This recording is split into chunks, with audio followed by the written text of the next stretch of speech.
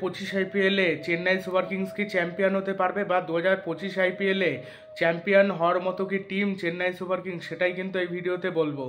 2025 আইপিএলে Chennai Super Kings কিন্তু ভালো দল তৈরি করেছে, এবং Chennai Super Kings last cup নিয়েছিল 2023 সালে, আগের বার নিয়েছিল কিন্তু কলকাতা নাইট রাইডার্স, এবং মানে আইপিএলের সফলতম দল কিন্তু Chennai Super Kings. Chennai Super Kings মাথা খাটিয়ে কিন্তু দলটা তৈরি করেছে 2025 আইপিএলের জন্য।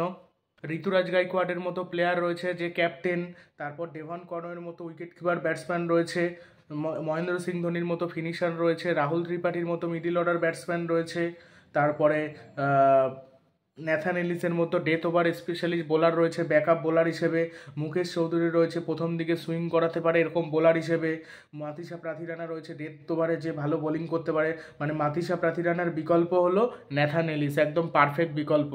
তাও মাতিসা প্রাথিরানার বিকল্প হয় না, একটু বেশি বেস্ট। নূর আহমেদকে কিনা হয়েছে 10 কোটি টাকা দিয়ে কিনেছে চেন্নাই সুপার কিংস।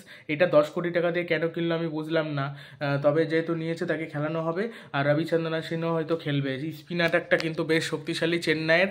দীপক চার চলে যাওয়ার পর একটু সমস্যা হয়ে গেছে, আমি বুঝলাম না দীপক চারকে যখন নিল না, তাহলে তুমি শার্দুল ঠাকুরকে নাও। শার্দুল ঠাকুরকে না নিয়ে ভুল করেছে চেন্নাই সুপার কিংস।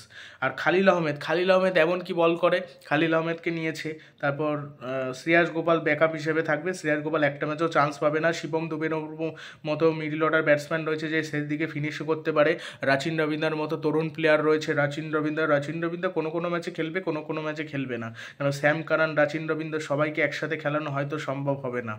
মানে চেন্নাই সুপার কিংসের যা টিম আছে এখান থেকে চ্যাম্পিয়ন হওয়ার মতো টিম 2025 আইপিএলে। এখন দেখতে হবে চেন্নাই সুপার কিংস কেমন পারফরমেন্স করে। চেন্নাই সুপার কিংস তবেই ভালো খেলবে যদি ঋতুরাজ গাইকোয়াড় রানের মধ্যে থাকে, রাহুল ত্রিপাঠী রানের মধ্যে থাকে, মানে টপ অর্ডারটা যদি পারফরমেন্স করতে পারে। মিডিল অর্ডার যদি একটু পারফরমেন্স নাও করতে পারে, দুবে যদি না খেলতে পারে এক দুজন প্লেয়ার, কোনো অসুবিধা নেই, কিন্তু ফিনিশারদের অবশ্যই ভালো খেলতে হবে। ফিনিশারদের এসে ধরে ব্যাটিং করতে হবে উইকেট পড়ে গেলে, তাহলেও কিন্তু চেন্নাই সুপার কিংস ভালো খেলবে। আর ডেথ বোলিংয়ের ক্ষেত্রে তো মাতিসা প্রাথিরানা রয়েছে, মাতিসা প্রাথিরানার সাথে হয় মুকেশ চৌধুরীকে ভালো বোলিং করতে হবে, তাছাড়া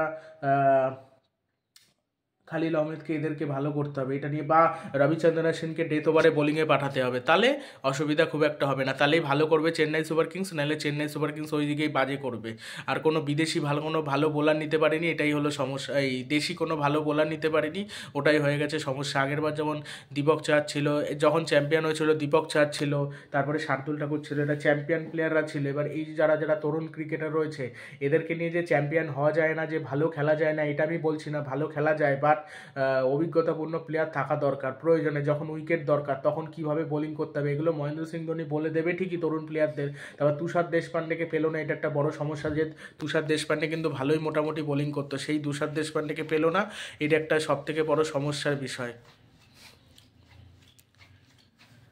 চেন্নাই সুপার কিংস যদি চ্যাম্পিয়ন হয় তাহলে কিন্তু সব ক্রেডিট কিন্তু ওই ধোনি নেবে, তার কারণ যদি ঋতুরাজ গাইকোয়াড় ভালো ক্যাপ্টেন্সিও করে, ঋতুরাজ গাইকোয়াড়ই কিন্তু মানে হারলে ঋতুরাজ গাইকোয়াড়ের দোষ, আর জিতলে পরে তখন মহেন্দ্র সিং ধোনির জন্য জিতেছে, এরকমই হয়ে আসে। গৌতম গম্ভীরের ক্ষেত্রে এটা হয় যে আইকন প্লেয়ার সেরকমই হয়, মানে আরসিবি যখন হারে তখন টিম ম্যানেজমেন্টের তখন বিরাট কোহলির দোষ হয়ে যায়। ভালো খেললে তখন বিরাট কোহলির, তখন প্লেয়াররা ভালো খেলেছে তখন আর স্বীকার করতে চায় না, এটাই। তো দেখা যাক কীরকম খেলে।